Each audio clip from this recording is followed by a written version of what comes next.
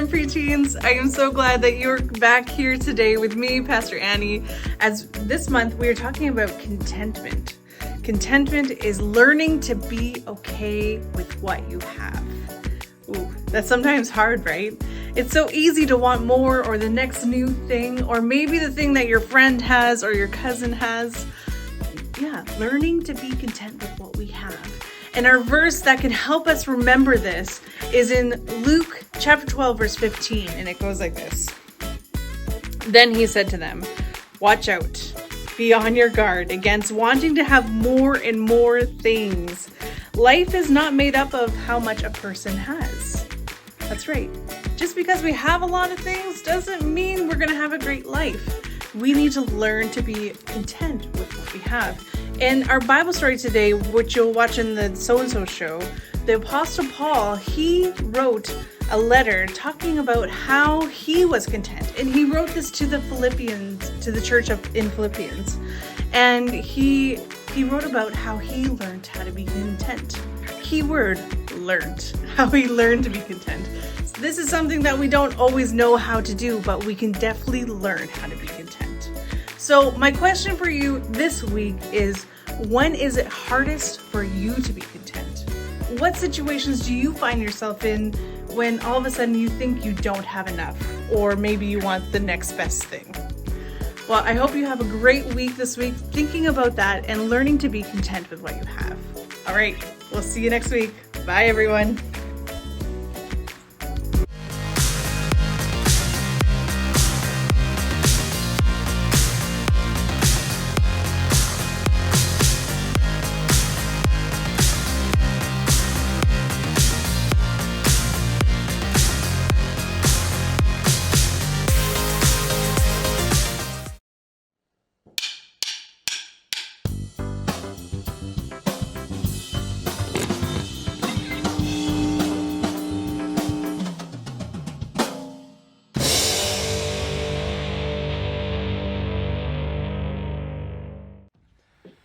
What does it feel like when you really, really want something? You think about it all the time. Maybe you save up every penny you can earn. Or you beg your parents, "Please, please, please, I'll never ask for anything ever again." Whether it's a toy or a game or a pair of shoes or even some kind of lesson, it feels like everything will be perfect if only you can have it. And sometimes finally, you get it. Yeah! At first, it's great. Everything you hoped for. But then that new toy or game or pair of shoes or an experience, it starts to get old. It's less exciting. Maybe even it breaks. Now you're bored. You want something else new. And it happens over and over and over again. But here's the amazing thing. God's given you a superpower to defeat the cycle. Instead of always focusing on something new, something you don't have, fix your eyes on what you do have. Ask God to help you see the value and fun in whatever it is you have now. That vintage game, that pair of kicks with serious character, that you've got time to kick the soccer ball around with your mom or dad, even if you can't be on that expensive traveling team. Choosing contentment doesn't mean you can never have new things or exciting experiences. But it does mean you can find things to love in your life right now as it is. And when you do that, others can see God at work in you. And that's why choosing contentment is an amazing way to worship God with your life. Because worship is about more than just singing loud. It's all about living loud.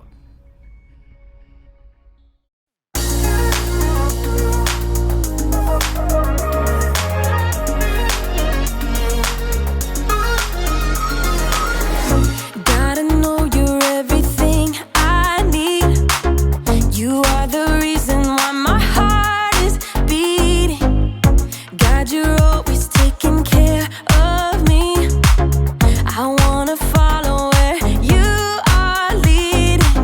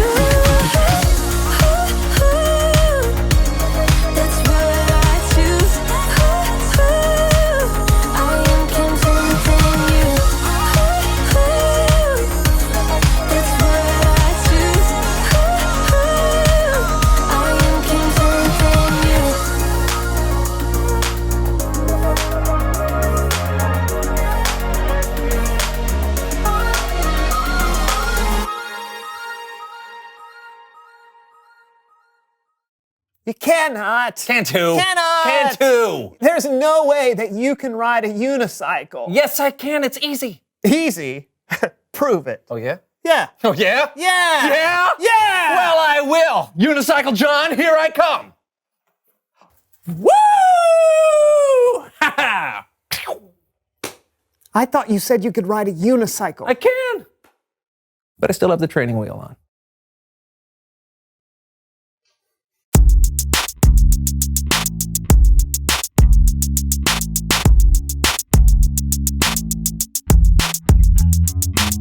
Hello, everyone. I'm Brandon. And I'm John. And this is the So-and-So Show.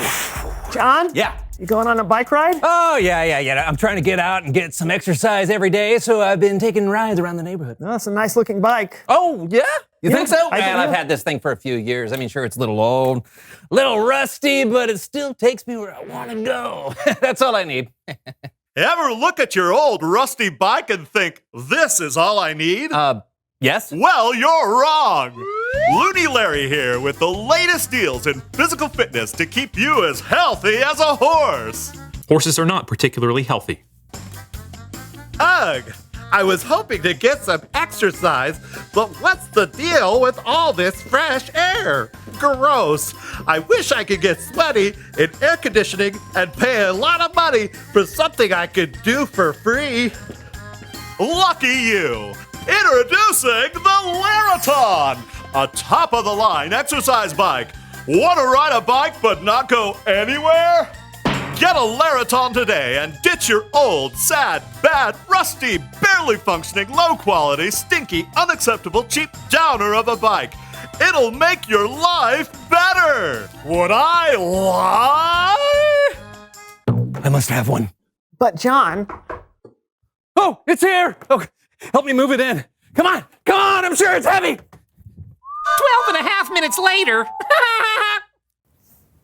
Well, Well, what? is it worth it? Are you happy now? Oh, yeah, I'm so happy. Good. This is way better than a bicycle that actually goes places. Now I've got everything I need. Are you absolutely sure your Laraton has everything you need? I was sure. Well, now you can upgrade your Laraton device with this attached digital display. Be instantly transported to other locales as you exercise. You can bike in the woods. Turn of the century London. A dystopian future. Your very own home. We've got all sorts of options. What? Look, I'm in outer space. Order a Laraton today. It is out of this world.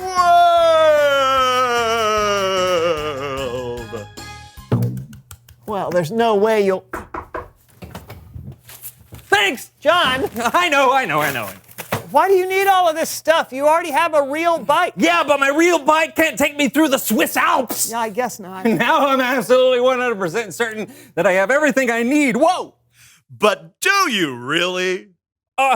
Release my friend! Love owning the Laraton but hate all the exhausting exercise that comes with it? Introducing Larabucks! For a small fee, you can get credit for your workouts without even doing them. Just enter your credit card number at the Larabuck Marketplace and get fit without ever working out again. Would I lie? Nope. You need to purchase Larabucks. You don't need any of this, John! Need to be shredded. No! John! John! Wait, listen! Looney Larry. No, it's Bible story time with Kellen. Oh.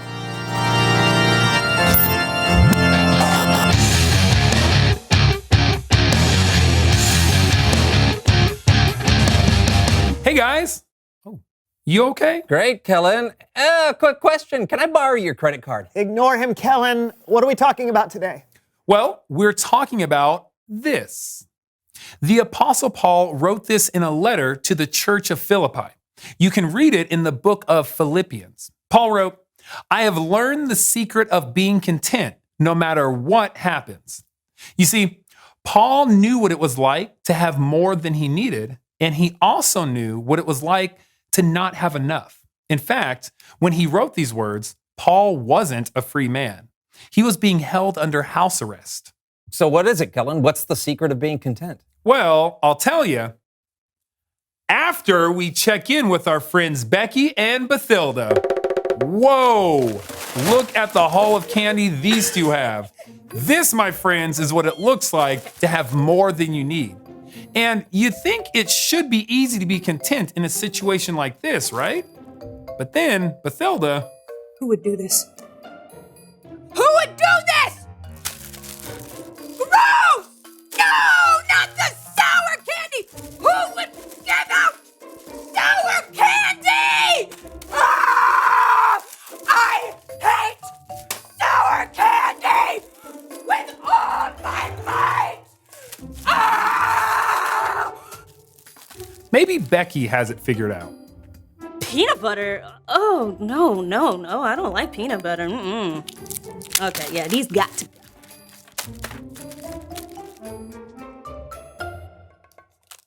But you know what? My dad likes peanut butter, so I'll just set these aside for him. You see that? Becky was able to turn something she didn't like into a positive, while Bathilda, well, she lost her cool. Becky was content while Bathilda was not. And that's when things are going good. What happens when things aren't so good? Aw, it looks like Becky and Bathilda are a little under the weather.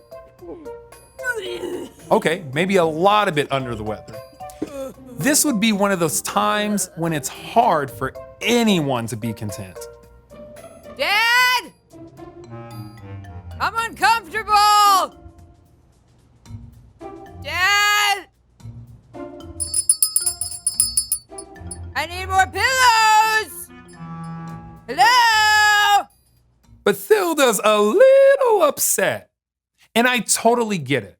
I can get that way when I'm sick too, or when I'm hungry, or when I don't get my way, or when someone has something that I want.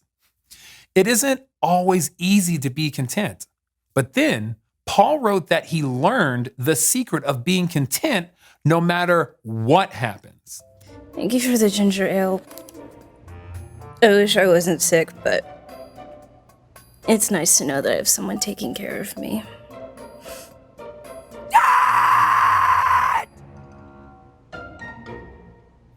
There are gonna be times when things aren't going perfectly. You're going to get sick. You're going to be hungry. You're going to be too hot or too cold or too something. And in those times, you'll need to know the secret of being content.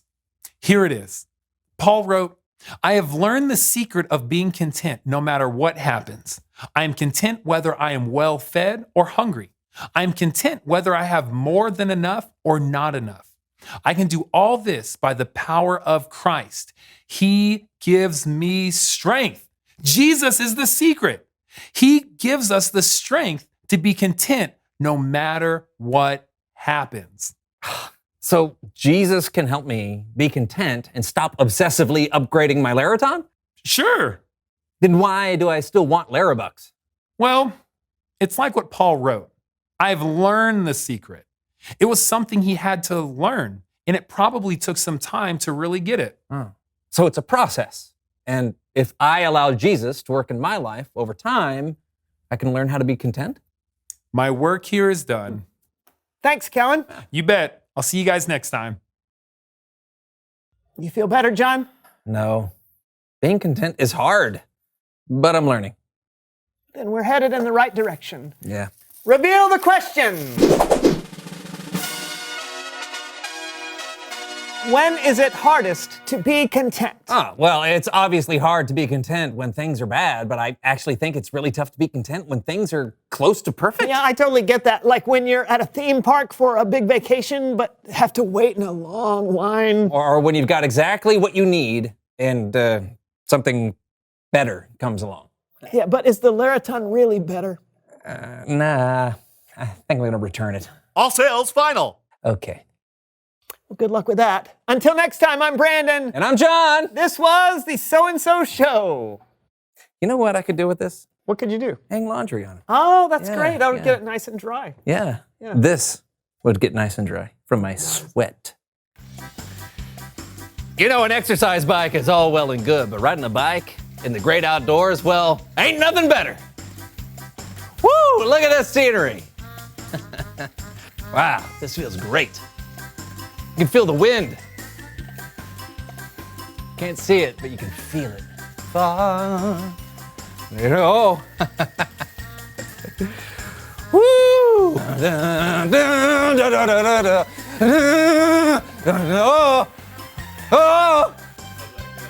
Oh!